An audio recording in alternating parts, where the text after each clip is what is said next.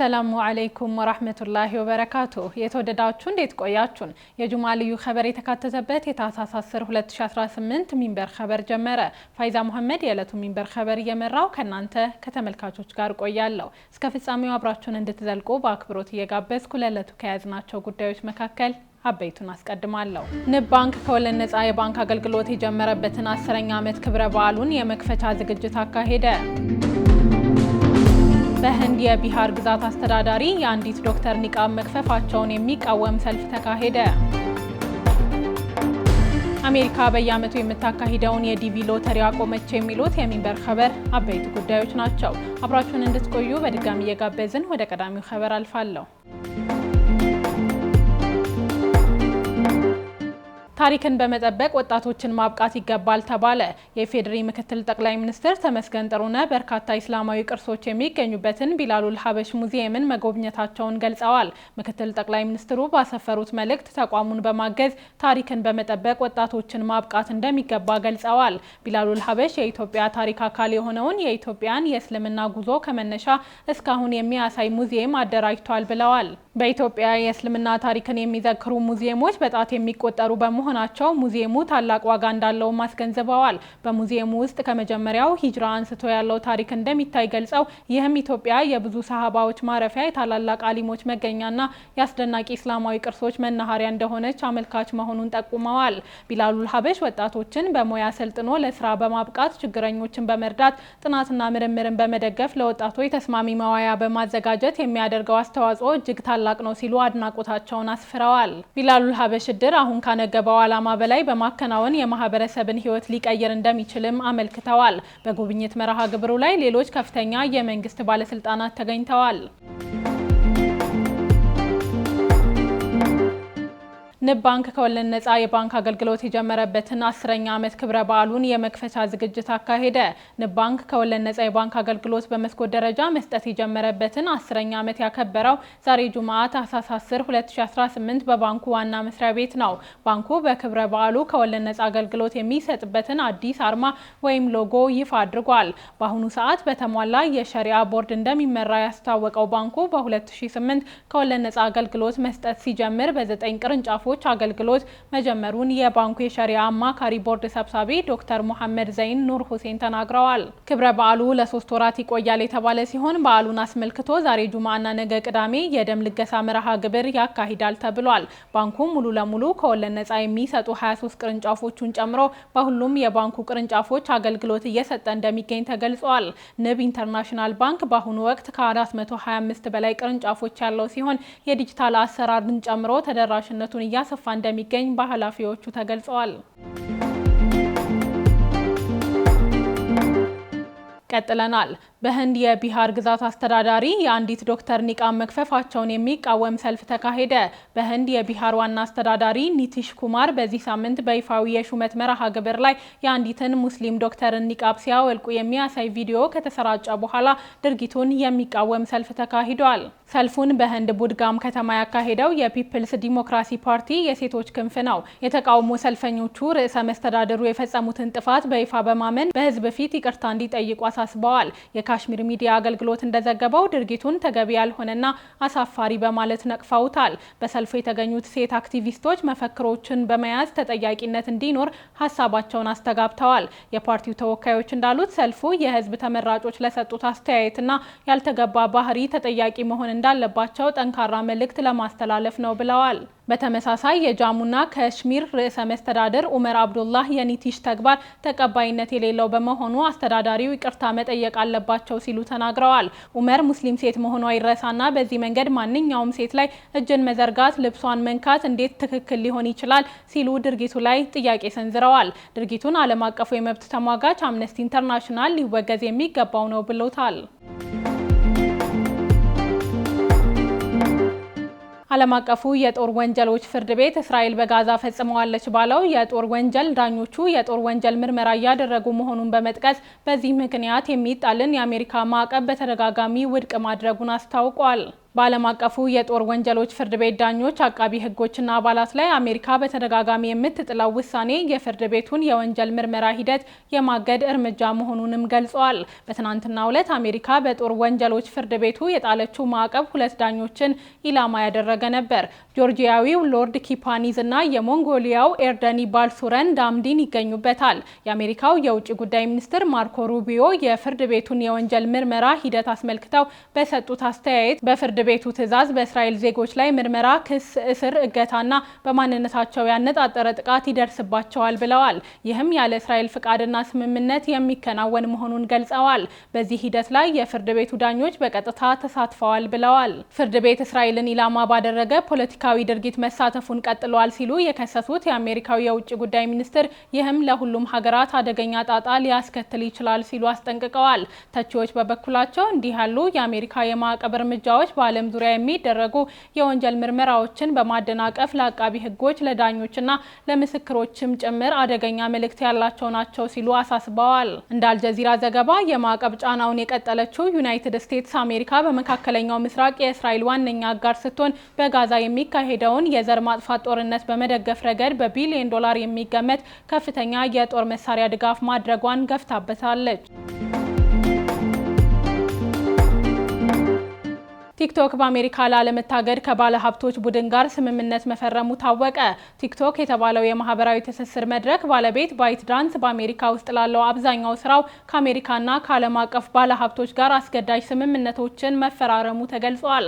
ቲክቶክ ከዚህ ቀደም የአሜሪካ ስራውን እንዲሸጥ አሊያም ሊዘጋ እንደሚችል ሲነገር ቆይቷል። ይህ ስምምነት የአሜሪካው ፕሬዝዳንት ዶናልድ ትራምፕ በመስከረም ወር መተግበሪያው ካልተሸጠ በስተቀር እንዲታገድ የሚያደርገውን ውሳኔ ባዘገዩበት ወቅት ይፋ ከተደረገው ስምምነት ጋር የሚስማማ መሆኑ ተጠቅሷል። በስምምነቱ መሰረት ባይትዳንስ 19.9 በመቶ የሚሆነውን ድርሻ የሚይዝ ሲሆን ኦራክል፣ ሲልቨር ሌክ እና መቀመጫውን አቡዳቢ ያደረገው ኤምጂኤክስ እያንዳንዳቸው 15 በመቶ ድርሻ ይኖራቸዋል። በማስታወሻው መሰረት ሌላ 30.1 በመቶ የሚሆነው ከባይትዳንስ ጋር በትብብር የሚሰሩ ባለሀብቶች የሚይዙት እንደሚሆን ተጠቁሟል። የቲክቶክ ዋና ስራ አስፈጻሚ ሹ ዚቺዌ በትናንትናው ዕለት ለሰራተኞቻቸው በላኩት ማስታወሻ ግማሽ የንግዱ ባለቤትነት በኦራክል፣ ሲልቨር ሌክ እና የኢማራት ኢንቨስትመንት ኩባንያ ኤምጂኤክስን ባካተተ የባለ ሀብቶች ቡድን የሚተዳደር እንደሚሆን አብራርተዋል። በመጪው ጥር 22 ይጠናቀቃል በሚል የተገለጸው ስምምነቱ ባይትዳንስ በአሜሪካ የሚያካሂዳቸውን ኢንቨስትመንቶች በብሔራዊ ደህንነት ስጋት ምክንያት እንዲሸጥ ለማስገደድ የአሜሪካ መንግስት ለዓመታት ያደረገውን ጥረት ያስቆማል ተብሏል። ስምምነቱ ከ170 ሚሊዮን በላይ አሜሪካውያን ወሳኝ የሆነ ዓለም አቀፍ ማህበረሰብ አካል በመሆን ማለቂያ የሌላቸውን እድሎች እንዲያገኙ ያስችላቸዋል ሲል ቲክቶክ የተሰኘው የማህበራዊ ሚዲያ ፕላትፎርም ገልጿል። በፕሬዝዳንት ጆ ባይደን አስተዳደር ወቅት ባለፈው ዓመት ሚያዝያ 2017 የአሜሪካ ኮንግረስ የብሔራዊ ደህንነት ጉዳዮችን በምክንያትነት በመጥቀስ መተግበሪያው ለአሜሪካውያን ካልተሸጠ በስተቀር እንዲታገድ የሚያስገድድ ሕግ ማጽደቁ ይታወሳል። አሜሪካ የተንቀሳቃሽ ምስል ማጋሪያ መተግበሪያውን ለብሔራዊ ደህንነት ስጋት በሚል መቀመጫውን ቻይና ካደረገው የመተግበሪያው ባለቤት ባይትዳንስ ኩባንያ ለመቀበል ጥረት ስታደርግ ቆይታለች። ይሁን እንጂ የመዘጋቱ ዜና ከተሰማ ካለፈው ዓመት ጥር ወዲህ ፕሬዝዳንት ዶናልድ ትራምፕ ተፈጻሚነቱን 4 ጊዜ ያዘገዩ ሲሆን በዚህ ሳምንትም የተቀመጠውን ቀነ ገደብ እስከ ታህሳስ ድረስ አራዝመዋል ሲል ቢቢሲ ዘግቧል። ትራምፕ ባለፈው መስከረም ወር ከቻይናው ፕሬዝዳንት ዢ ጂንፒንግ ጋር በስልክ ከተነጋገሩ በኋላ በማህበራዊ ሚዲያ ፕላትፎርሙ ቲክቶክ ዙሪያ ስምምነት ላይ እንዲደረስ ፍቃደኛ መሆናቸውን ተናግረዋል። ቻይናና አሜሪካ ውዝግብ ውስጥ ከገቡ በኋላ ጣፋንታው ጥያቄ ውስጥ ገብቶ የቆየው ቲክቶክ በአሜሪካ ከ7 ሚሊዮን በላይ አነስተኛ ንግዶች ምርታቸውን ለማስተዋወቅ ይጠቀሙበታል። የተባበሩት አረብ ኤሚሬቶች ሚስጥራዊ በሆነ መንገድ ከእስራኤል በቢሊዮን ዶላር የወጣበት የጦር መሳሪያ መግዛቷ በሪፖርት ተጋለጠ። የባህረ ሰላጤዋ ሀገር ከፍተኛ ገንዘብ በማውጣት ከእስራኤል ደንበኛ በመሆን በህቡ የጦር መሳሪያ ስትገዛ መቆየቷን ሪፖርቱን ይፋ ያደረገው የፈረንሳይ ኢንተለጀንስ ኦንላይን ነው። በሪፖርቱ መሰረት የተባበሩት አረብ ኤሚሬቶች ለሲቪልና ወታደራዊ አውሮፕላኖች ጥበቃ የሚውል የኤሌክትሪክ መከላከያ ስርዓት ኤልቢት ሲስተም ከተሰኘው የእስራኤል ወታደራዊ ቴክኖሎጂ ለመግዛት 2.3 ቢሊዮን ዶላር ክፍያ ፈጽማለች። የእስራኤሉ የጦር መሳሪያ ኩባንያ ኤልቢት በስም ላልገለጸው ለአንድ ዓለም አቀፍ የጦር መሳሪያ ደንበኛ $2.3 ቢሊዮን የጦር መሳሪያ መሸጡን ባለፈው ጥቅምት ወር ይፋ አድርጎ ነበር። የጦር መሳሪያው ከተሸጠ በኋላ የእስራኤሉ የጦር መሳሪያ አምራች ኩባንያ በስም ሳይጠቅስ ዓለም አቀፍ ደንበኛ ያላት ገዢ ወደ ሆነችው ሀገር የተባበሩት አረብ ኤሚሬቶች ለመድረስ ከ8 ዓመታት በላይ ጊዜ እንደሚወስድ አክሏል። ይህ የጦር መሳሪያ ቴክኖሎጂ ሽያጭ ስምምነት በአይነታቸው ልዩ የሆኑ የጦር መሳሪያዎችን የቴክኖሎጂ አቅም በማሳየት ለደንበኞቻችን የተሻሻሉ ምርቶችን ለማቅረብ ያለንን ቁርጠኝነት የሚያሳይ ነው፣ ጥረታችንም ይቀጥላል ሲሉ የእስራኤሉ ኤልቢት የወታደራዊ ቴክኖሎጂ ስራ አስኪያጅ ባዝ ሃሌል ማችሊስ በወቅቱ መናገራቸውን ሚድል ኢስት አይ ዘግቧል። የፈረንሳዩ ኢንተለጀንስ ኦንላይን ባለፈው ሳምንት ይፋ ባደረገው ሪፖርት የእስራኤልና የተባበሩት አረብ ኤሚሬቶች የጦር መሳሪያ ስምምነት አዳዲስ የኤሌክትሮኒክ መከላከያ ስርዓት ግዥን ያካተተ ነው። ከኤልቢት የጦር መሳሪያ አምራች ኩባንያ አረብ ኤሚሬቶች የምትገዛው ይህ ቴክኖሎጂ ለሲቪልና ወታደራዊ አውሮፕላኖች ጥበቃ የሚውል መሆኑ ተገልጿል። እንደ ሪፖርቱ ሌዘር የተባለውና የኤሌክትሮማግኔቲክ ጨረር ያለው ዘመናዊ መሳሪያ የሚገኝበት ሲሆን ይህም ከምድር ወደ አየር የሚሰነዘር የሚሳኤል ጥቃትን በማክሸፍ ለውጊያ የሚያገለግሉ አውሮፕላኖችን ከጥቃት ለመጠበቅ ጥቅም ላይ የሚውል ዘመናዊ ወታደራዊ ቴክኖሎጂ ነው። አሜሪካ በየዓመቱ የምታካሂደውን የዲቪ ሎተሪ አቆመች። የአሜሪካው ፕሬዝዳንት ዶናልድ ትራምፕ ባለፈው ሳምንት በብራውን ዩኒቨርሲቲ በተፈጸመ የጅምላ ጥቃት 2 ሰዎች መገደላቸውን ተከትሎ የአሜሪካን ግሪን ካርድ ሎተሪን አግደዋል። ቢቢሲ እንደዘገበው ጥቃቱን ፈጽሟል ተብሎ የተጠረጠረውና ሐሙስ ዕለት ሞቶ የተገኘው ፖርቹጋላዊው በአውሮፓውያኑ 2017 ዲቪ ሎተሪ አሸንፎ ወደ አገሪቱ የገባ ሲሆን ግሪን ካርድም ተሰጥቶታል። የሀገር ውስጥ ደህንነት ሚኒስትሩ ክሪስቲ ኖም በዚህ አስከፊ ፕሮግራም አሜሪካውያን ከእንግዲህ እንዳይጎዱ ለማረጋገጥ በሚል ትራምፕ በሰጡት መመሪያ መሰረት የቪዛ መርሃ ግብሩን ለጊዜው እንዲቋረጥ መደረጉን ተናግረዋል። የአሜሪካ ባለስልጣናት ተጠርጣሪው የ48 ዓመቱ ክላውዲዮ ኔቭዝ ቫለንቴ በዚህ ሳምንት መጀመሪያ ላይ የማሳቹሴት የቴክኖሎጂ ተቋም ፕሮፌሰር ኑኖ ሉሬሮንም ገድሏል ብለው እንደሚያምኑ ተናግረዋል። የዲቪ ሎተሪ ፕሮግራሙ በአሜሪካ በስደተኝነት በቂ ድርሻን ላላገኙ ሀገራት ዜጎች በየዓመቱ 50,000 ቪዛዎችን ይሰጣል። ይህ ደግሞ የአሜሪካ ዜግነትን ለማግኘትም በር ከፋች ነው። ኖም በማህበራዊ ሚዲያ ላይ ትራምፕ ቀደም ሲል በኒውዮርክ ከተማ 8 ሰዎች በጭነት መኪና ተገይተው ከተገደሉ በኋላ ፕሮግራሙን ለማስቆም ታግለዋል ብለዋል። ኖም እንዳሉት የኡዝቤኪስታን ተወላጁ ሳይፋሎ ሳይፖዝ የኢስላሚክ ስቴት ደጋፊ የሆነና ለተፈጸሙ ጥቃቶች በርካታ የእድሜ ልክ እስራት የተፈረደበት ግለሰብ በዲቪ 1 ፕሮግራም መሰረት ወደ አሜሪካ ገብቷል። ኃላፊዋ የፕሮግራሙን መቋረጥ ይፋ ያደረጉት የብራውን ዩኒቨርሲቲ ጥቃት ፈጻሚ ነው የተባለው ኔቭስ ቫለንቴ በሳሌም ኒው ሃምፕሻየር በሚገኝ መጋዘን ውስጥ ሞቶ ከተገኘ ከጥቂት ሰዓታት በኋላ ነው። ፖሊስ ከህዝብ የተላኩ የቪዲዮ ማስረጃዎችንና ጥቆማዎችን በመጠቀም መርማሪዎቹን ወደ መኪና ማከራያ ከላከ በኋላ የተጠርጣሪውን ስም ማግኘት መቻሉን ይፋ አድርጓል። አሜሪካ ከአውሮፓውያኑ 1995 ጀምሮ በዲቪ ሎተሪ አማካኝነት ወደ አገሯ በርካቶች እንዲገቡ የምትፈቅድ ሲሆን የዲቪ 2027 ማመልከቻ ጊዜ ዘግይቶ ነበር። የዘንድሮ አመልካቾች $1 እንዲከፍሉ ይደረጋል ተብሎ የነበረ ቢሆንም ከተለመደው የማመልከቻ ጊዜ ስለዘገየበትም ሆነ ስለ ክፍያው በይፋ የተነገረ ነገር የለም። ፕሬዝዳንት ዶናልድ ትራምፕ ወደ ስልጣን ከመጡ ጊዜ ጀምሮ ወደ አሜሪካ የሚገቡ ስደተኞችን ቁጥር ለመቀነስ የተለያየ እርምጃ ወስደዋል። የተወደዳችሁ አሁንም የተከታተላችሁ የምትገኙት ሚንበር ኸበርን ነው። አብራችሁን ስላላችሁ ደስ ይለናል። ለሚንበር ኸበር ጥቆማ ወይም ማስተያየት ካላችሁ በአጭር የስልክ ቁጥር 9282 ላይ ብትልኩልን አጣርተን መልሰን ለእናንተው እናቀርባለን። የሚቀናችሁ ማህበራዊ ሚዲያ ከሆነ በሁሉም አማራጮች @ሚንበር ቲቪ ብላችሁ ብትፈልጉን ታገኙናላችሁ። ድረገጻችንን www.minbertv.comን ብትጎበኙ ደግሞ አዳዲስ መረጃ ታገኛላችሁ። አሁን ደግሞ የጁምዓ የልዩ ኸበር የሚቀርብበት ሰዓት ላይ ደርሰናል። አዘጋጁ አህመድ አብዱራህማን ነው። ለዛሬ ያዘጋጀው ከቀናት በፊት በተወለዱበት ሀገር ዜግነታቸውን የተነጠቁ እውቅ ዓለም አቀፍ ዳኢ ጉዳይ ነው፣ እንደሚከተለው ያቀርበዋል።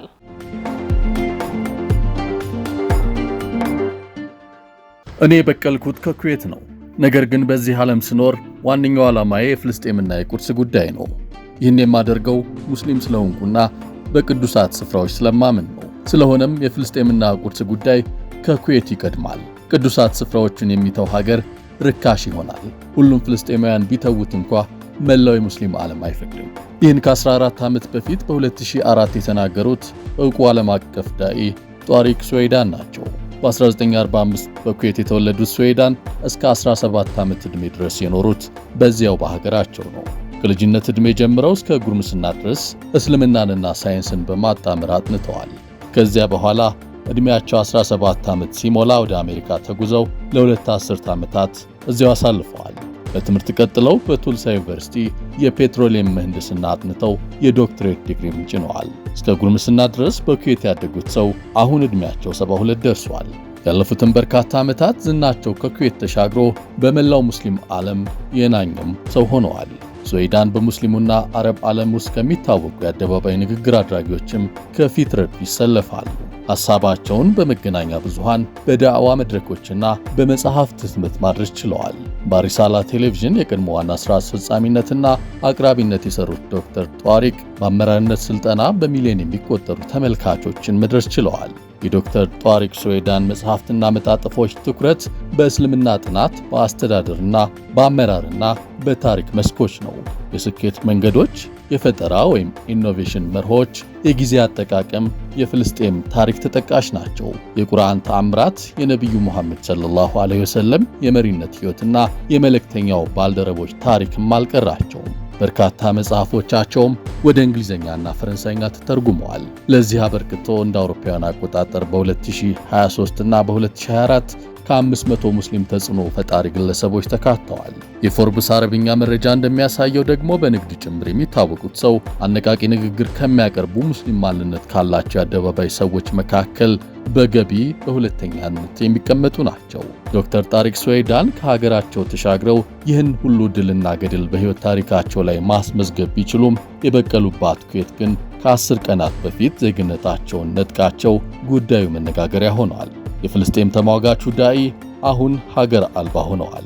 የጧሪቅ ሱዌዳን ዜግነት መነጠቅን ዜና በቀዳሚነት ይፋ ያደረገው ኩዌት አልዮም የተሰኘው የሀገሪቱ ጋዜጣ ነው። ጋዜጣው ሕጎች፣ ድንጋጌዎችና ይፋዊ ማስታወቂያዎች ሕጋዊነታቸው እንዲጸና የሚታተምበት የመንግሥት ኦፊሴላዊ ጋዜጣ ነው። የኩዌቱ ኩዌት አልዮም የኛው ነጋሪት ጋዜጣ አቻ ነው። በጋዜጣው መረጃ መሰረት የተነጠቀው የሱዌዳን የኩዌት ዜግነት ብቻ ሳይሆን በእርሳቸው አማካኝነት ዜግነት ያገኙ ሁሉም ሰዎች ጭምር ነው። ውሳኔው ከመተላለፉ በፊት በሀገሪቱ ምክትል ጠቅላይ ሚኒስትርና የሀገር ውስጥ ጉዳይ ሚኒስትር ምክረ ሐሳብ ቀርቦ ካቢኔው አጽድቆታል። የኩዌት አሚር ሼህ ሚሻል አልአህመድ አልጀበር አልሰባህ የተፈረመው የዶክተር ጣሪቅን ዜግነት የሻረው አዋጅ ውሳኔውን ነው እንጂ ምክንያቱ አልተጠቀሰበትም። ቀደም ሲል በማጭበርበር የወንጀል ድርጊት ወይም ስጋት በሚጋርጡ ጉዳዮች የተሳተፉ ግለሰቦች ዜግነት ሊሰረዝ እንደሚችል ሲገልጹ የነበሩ የኩዌት ባለስልጣናት ቢያንስ እስካሁን ድረስ በጧሪቅ ሱዌዳን ጉዳይ የሕግ ማብራሪያ አልሰጡም።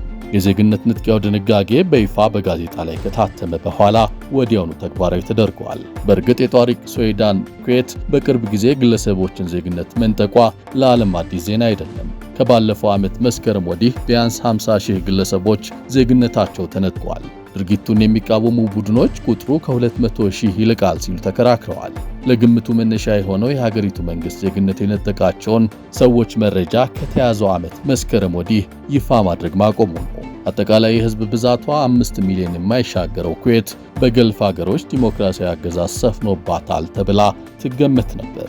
የአሁኑ የሀገሪቱ አሚር ወደ ስልጣን ከወጡ በኋላ ግን ነገሮች መልካቸው እየተለወጠ መሆኑ ይነገራል። የዜጎች ነጻነት እየተገደበ መምጣቱም የአደባባይ ወሬ ሆኗል። የዜጎችን ነጻነት እየገደቡ ነው በሚል ወቀሳ እየቀረበባቸው የሚገኙት ሼህ ሚሻል አልአህመድ አልጃቢር አልሰባህ ወደ ስልጣን የወጡት ከ2 ዓመት በፊት ነው። ወደ ስልጣን መውጣታቸውን ተከትሎ ባለፈው ዓመት መጋቢት ወር የሀገሪቱን ፓርላማ አግደዋል። ዜግነትን የሚመለከቱ የሕገ መንግሥት አንቀጾችም ተግባራዊ እንዳይደረጉ እግድ ጥለዋል። በርካታ የሀገሪቱ አክቲቪስቶች፣ ፖለቲከኞችና ተራ ዜጎች ጭምር ዜግነት የተነጠቁት ከዚህ በኋላ ነው። መንግስት ላይ ነቀፌታ በመሰንዘር የሚታወቁ በርካታ ዜጎችም በሌሉበት የእስር ቅጣት ተበይኖባቸዋል። የዶክተር ጣሪቅ ሱዌዳን የኩዌት ዜግነት ከተሻረ በኋላ ምክንያቱ ባይጠቀስም ማህበራዊ ሚዲያዎቻቸው በሙሉ ተደምስሰዋል። በዚህም ወደ 8 ሚሊዮን ገደማ ተከታዮች ባሉት የኤክስ ገጻቸው ላይ ታትመው የነበሩ 20 ሺህ ልጥፎች እንዳይታዩ ተደርገዋል። በስማቸው የተከፈተው የዩቲዩብ ገጽም ቪዲዮዎቹ ተነስተዋል። የዜግነት ንጥቂያውን ተከትሎ በሙስሊሙ ዓለም መገናኛ ብዙሃን የተለያዩ አስተያየቶች እየተሰጡ ይገኛሉ። ከእነዚህ አስተያየት ሰጪዎች መካከል የፍልስጤምና ቁድስ ጉዳይ ከኩዌት ይበልጥብኛል ያሉላቸው ፍልስጤማውያንም ይገኙበታል። ዶክተር ጣሪቅን በተመለከተ በሚድል ኢስት የጻፉት የፓለስታይን ፎረም ኢን ብሪቴን ሊቀመንበሩ አድናን ሐምዳን ናቸው። የጣሪቅ ሶይዳን ተጽዕኖ ከኩዌት ድንበር አልፎ በመስፋፋት በትምህርት በአመራርና በህዝብ ስነ ምግባር ላይ ሰፋ ያለ ውይይቶች እንዲካሄዱ አስተዋጽኦ ማድረጉን ያስታወሱት ሊቀመንበሩ ዛሬ በኩዌት ጭምር አሻራቸው በጉልህ የታተመውን እኒህን ሰው በወንጀል ስለመሳተፋቸው አንድም ማስረጃ በይፋ ሳይገኝ ዜግነታቸው መነጠቁን ፍትሐዊነት የጎደለው ነው ብለውታል። በመሆኑም ለፍትሐዊነት ሲባል ይህ ውሳኔ በአስቸኳይ እንደገና ሊጤን ይገባል ሲሉ ዳግም እንዲታይ ወትውተዋል። ሶይዳን ከምሁራዊና አእምሯዊ አስተዋጽኦአቸው ባሻገር የፍትህ ተሟጋች መሆናቸውን ያስታወሱት ፍልስጤማዊው የእርሳቸውን ዜግነት መንጠቅ የግብረ ገብ ወይም ሞራል ጥያቄ እንደሚያስነሳም ተከራክረዋል። ኩዌት ውሳኔውን እንድታጥፍ ድምፃቸውን ያሰሙት አድናን ሐምዳን የሀገሪቱ ባለስልጣናት ይህን ከማድረግ ታቅበው በውሳኔያቸው ቢጸኑም ከዳኢው ላይ የሚቀነስ አንዳች ነገር አለመኖሩን ሊያውቁት እንደሚገባም አስገንዝበዋል። ለዚህ በምክንያት ያስቀመጡት የሶይዳን ሐሳቦች ድንበር ዘለል መሆናቸውን ነው። የማንኛውም ግለሰብ ማህበራዊ በጎ አሻራም በአስተዳደራዊ ድንጋጌ ሊደመሰስ እንደማይችል ገልጸዋል። የዶክተር ጣሪቅ መጽሐፎችና ንግግሮችም ስነ ምግባር በሞላው አመራር በግለሰብ ሰብዕና ማጎልበትና በማህበራዊ ኃላፊነት ላይ ያተኮሩ በመሆናቸው በሙስሊሙ ዓለም ውስጥ ድምፃቸው መሰማቱ እንደሚቀጥልም ገልጸዋል። ይሁን እንጂ በእርሳቸው ላይ የተወሰደው እርምጃ ታዋቂ አደባባይ ሰዎች የሕግ ከለላ ሲዳከምና መርሆች ሲጣሱ ለአደጋ ተጋላጭ ሊሆኑ እንደሚችሉ መጥፎ አብነት ሆኖ ኩዌትን ለወቀሳ መዳረጉ እንደማይቀርም አስጠንቅቀዋል። ለዚህ መፍትሄው በሕገ ወጥ አካሄድ የተነጠቁትን ዜግነት መልሶ መስጠት ብቻ እንደሆነም ሞግተዋል። በኩዌት ይህ ሁሉ ቢደረግም ስለ እርሳቸውም ይህና ሌሎችም ሙግቶች ቢቀርቡም ይፋዊ ማረጋገጫ ባይሰጥበትም በረጀብ ጠይብ ኤርዶጋን ቱርክ ተጠልለዋል የሚባሉት የፍልስጤም ጠበቃው መምህር ዶክተር ጣሪቅ ሶይዳን አንዳችም ምላሽ አልሰጡም። ለዚህ ዘገባ ጥንቅር ኩዌት አልየውም፣ ገልፍ ኒውስ፣ ሚድል ኢስት አይና ዘ ሚድል ኢስት ሪሰርች ኢንስቲትዩት ድረገጽን በምንጭነት ተጠቅመናል። ውድ ተመልካቾች ለዛሬ ያዘጋጀነው የሚንበር ኸበር በዚሁ ተጠናቀቀ። ፋይዛ መሐመድ አብሬያችሁ ቆየሁ። ወሰላሙ አለይኩም ወራህመቱላሂ ወበረካቱ።